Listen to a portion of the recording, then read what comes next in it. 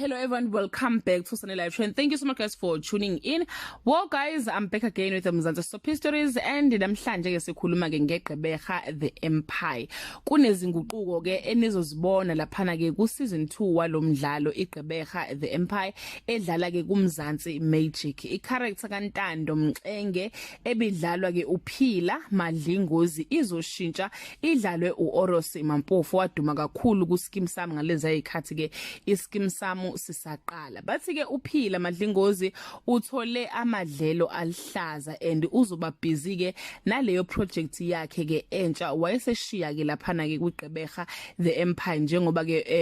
uMampofu ke ezongena angene endaweni yakhe siyathemba guys ukuthi uMampofu uzokwazi uyidlala ya character njengoba ke izobe sematheni nje after ke ukushona kukaLuzuko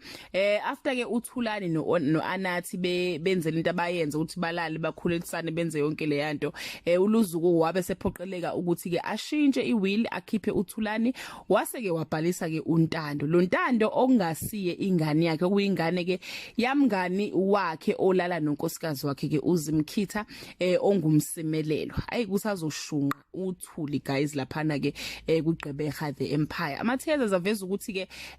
isituation izoba critical kuleya family lizogcina futhi liphumile iqiniso uZimkhitha uzogcina emtshelile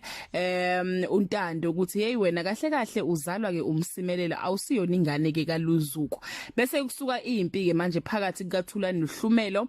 noma phakathi kukaThulani noHlumelo belwisana noZimkhitha noNtando kubangwa ke ifa ke lwakwamxenge because ifa lakamxenga likwazi ukuthi lingahambe leyodliwa ke ingane ke kamsimelele engakwazi guys ukuthi ke uzophucwa kanjani uNtando ifa okungalona elikababa wakhe ngoba uLuzuko wambhala ngoba azi ukuthi uyindodana yakhe but ke emva kokushona kaLuzuko selivelile iqiniso ukuthi ke uyingane kamngani kababa wakhe Jesus Christ angiyazi nami lesiphithiphithi senzeke lapha yana but anyway guys yeah ungicishe nganibiza ngegama elingasilona but anyway guys yeah situation kanjalo ka asazi ukuthi ke iyozala nkomone. Let's bring us to the end of this video. To leave your comment below and share your opinion. Bye.